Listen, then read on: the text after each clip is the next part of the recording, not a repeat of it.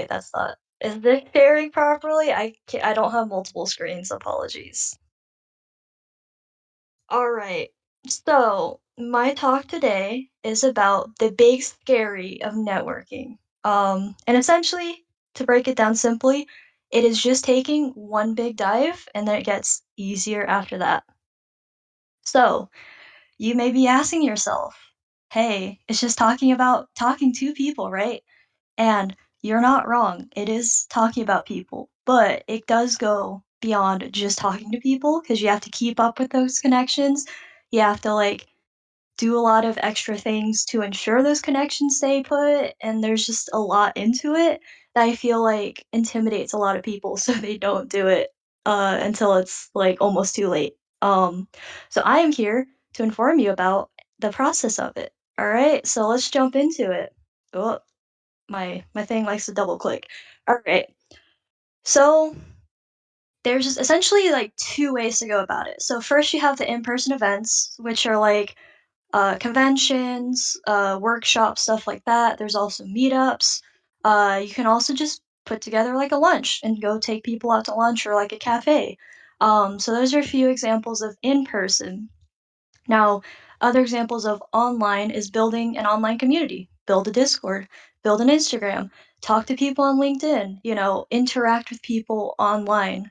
And then through those communities, you can also kind of build your network by connecting classmate to classmate or peer to peer or art director to another person and stuff like that. And I honestly think online is easier to do because, of course, you have the screen in front of your face, but it doesn't create as meaningful connections. So if you can, I would say do in person over online, but both still have their worth.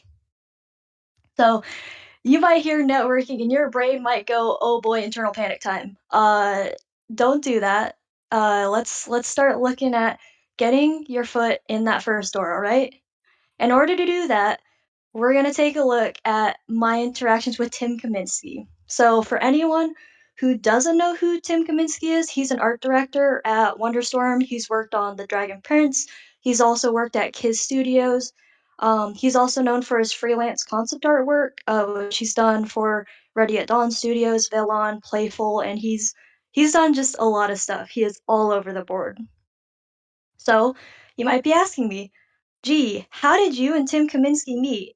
And I'll tell you, uh, he actually had a talk last quarter, which I attended, and I believe that talk was called Leaving the Comfort Zone Cross Training. And essentially, he just talked about like his process of getting into art, kind of his story and how he ended up as an art director, as well as passion projects he's done.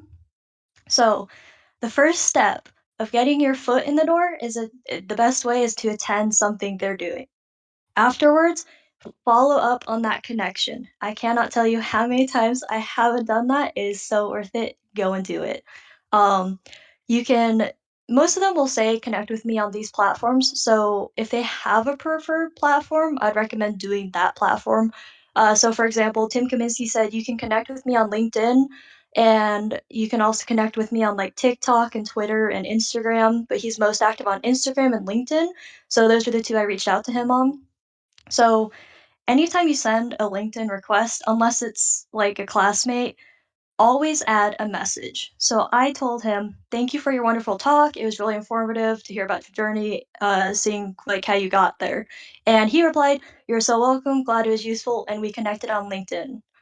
Afterwards, I kind of just followed him and sent him a message on Instagram and again said, thanks for the talk. It was good.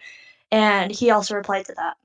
So that is a example of getting your foot in the door, and it's hard to do, it's scary, but it's the biggest step you kind of have to take in order to set up networking opportunities. So, you might be asking, "All right, well, I've connected with them, right? I've talked with them, I thanked them and they replied. What do I do now?" If you have to, just set reminders, for days or times or something, just to tell you, hey, I have to follow up. I have to send them a message. I have to do something to keep that open line of communication with them. So you could do that through commenting on their work. You can message them through DMs on whatever they use, you can react to their stories, just talk to them, constantly show them that you're there and like you support them in that aspect. So, these are all examples of me just consistently commenting on Kaminsky's work. So Kaminsky's talk, I think, was around 3 months ago. I completely forgot he existed over winter break, which is not a good thing. So most of these are a little bit older. As you can see, there's only likes on them. Art directors are busy people. Don't forget that. And also, don't forget that people you network with don't owe you a response because they might be busy. They might have a bunch of projects or stuff like that. And don't take it as like a personal insult if they don't respond. It's just, we're busy people. So consistently throw stuff their way, ask them about inspirations or something like that and just comment on their work. Sometimes you'll get a response. So, like for example, I was commenting on his Dortober, I forget. Uh, and he would sometimes just do very basic like replies, and then sometimes, like in the bottom two, like he would have some interesting things in uh, his description. So I'd of course be like, "Where did this come from? What's your inspiration? Like, this is such a cool idea." Or I'd respond to the question he had. So, for example, for the second to bottom one, he mentioned that his Skyrim character's name is Pesto. So I was like, "Dude, that's a cool art, but why is your character named Pesto?" And then he replied on that.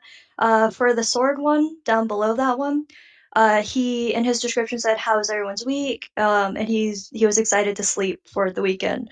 And I was like, "That's such a cool sword idea to have a hand in it. I have a busy week. Hope I can chill out. How has your week been?" And so by kind of not also interacting with them that engages them with that question or something that creates then so try and make it a meaningful when you respond to them. You can also hit always is this is a conversation I'm Kaminsky about insane that normal people cannot they are it's go in a way them. There are people they post as still response you can send back and forth. I talk just you know Hey and stuff. Tessa,